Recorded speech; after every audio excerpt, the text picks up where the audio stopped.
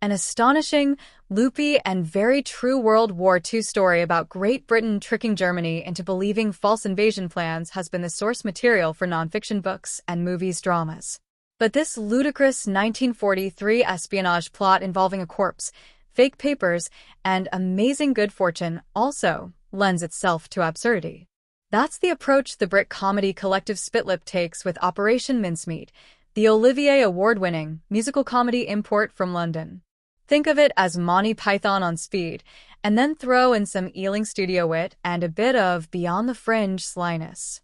Too British? Not if you want to laugh uproariously, and perhaps even unexpectedly shed a tear or two. Writing both script and music, Spitlip, David Cumming, Felix Hagen, Natasha Hodgson, and Zoe Roberts began developing the show on London's theatrical fringes before moving over 6 years to increasingly larger stages, eventually to the West End.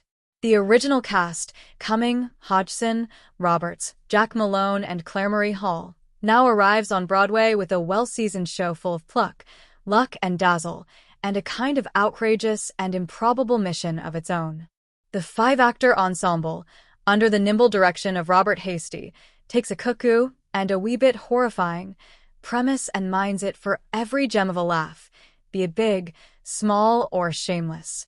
Then the creators add an infectious and eclectic score that includes expositional rap, thank you, Hamilton, sea shanties, ballads, and even an electronic dance music number with K-popping Nazis, thank you, Mel Brooks.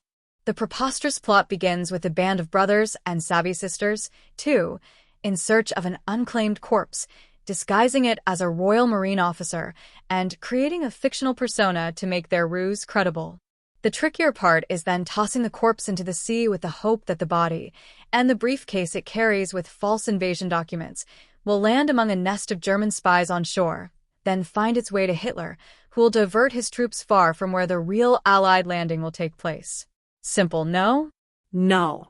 But the complications with the clock ticking and the fate of the free world at stake are all part on the frenzied fun. Of course, there's the occasional pondering of ethics, what with appropriating the corpse and all. Is any of this legal? Asks the man who came up with the idea, as daft as its code name. Good question, replies his senior officer. The answer is, of course, never mind. At first, Operation Mincemeat might evoke Patrick Barlow's stage adaptation of The 39 Steps, another slapstick-wise show with a handful of actors playing multiple characters at whiplash speed. But here the creators of Mincemeat manage something else that's quite remarkable. Though the main characters are played for laughs, each one, amid all the comic chaos, also reveals their own dignity, heart, and humanity. The show also manages to teeter between patriotism and subversiveness, admiring the daring-do of the mission while poking at its shortcomings, too. Having the actors play any gender of any character without camp or winks is a theatrical approach that not only cleverly skirts the sexist and classistic of that era, but coolly comments on it, too. The 5 performers take on an endless stream of characters, but each is assigned a principal character that's solidly ground the tale. To come up with such a loony scheme, one would have to be a bit of a nut, and as played by Cumming, Charles Chumley is a hysterically loose-limbed, buggy, and marvelously comic creation.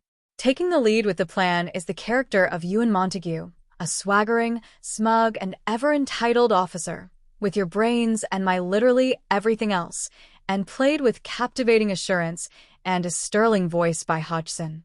Having doubts about the whole screwball endeavor is Intelligence director John Bevan, with Roberts playing a no-nonsense officer surrounded by absolute nonsense.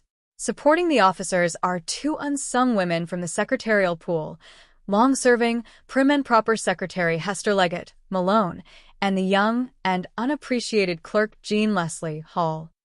Both bring a sweet wistfulness to the show with a song about those who might dream but are not destined to receive glory or even a thank you for your service. But the show's emotional highlight is all Malone's, as Hester composes a heartbreaking, fake love letter that's not a love letter, and yet it so very much is.